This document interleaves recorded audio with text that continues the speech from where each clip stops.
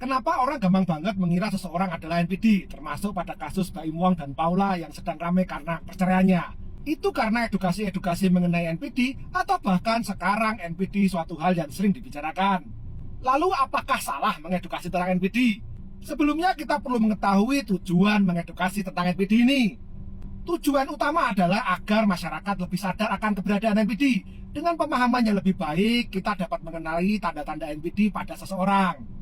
Edukasi tentang NPD juga membantu mencegah dampak buruk yang ditimbulkan oleh NPD itu, baik bagi diri mereka sendiri maupun lingkungan sekitar mereka.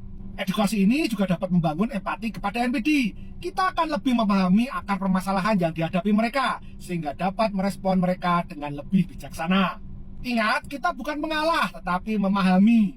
Memang orangnya begitu, sehingga respon kita tidak berlebihan.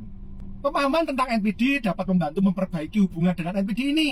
Lagi-lagi bukan mengalah ya, tetapi memahami. Kita dapat belajar bagaimana berkomunikasi efektif dan menetapkan batasan-batasan yang jelas. Pemahaman tentang NPD juga dapat membantu kita mengenali taktik manipulasi dari NPD, sehingga mental kita tidak dapat mudah terpengaruh. Edukasi juga dapat menciptakan komunitas hubungan bagi orang-orang yang berinteraksi dengan NPD atau bahkan korban NPD, sehingga bisa saling bertukar pikiran dan akhirnya sedikit merilis stres mereka. Kembali ke topik awal bahwa tidak mudah mengatakan seorang adalah NPD. Perlu 5 dimensi terpenuhi dari 9 dimensi yang ada. Itu pun harus dilakukan oleh orang yang punya kompetensi khusus.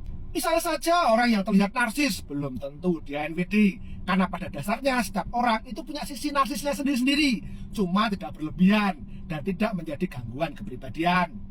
Intinya, edukasi tentang NPD bertujuan untuk menciptakan lingkungan yang lebih positif dan memahami bagi semua orang yang termasuk memahami mereka yang hidup dengan gangguan kepribadian ini.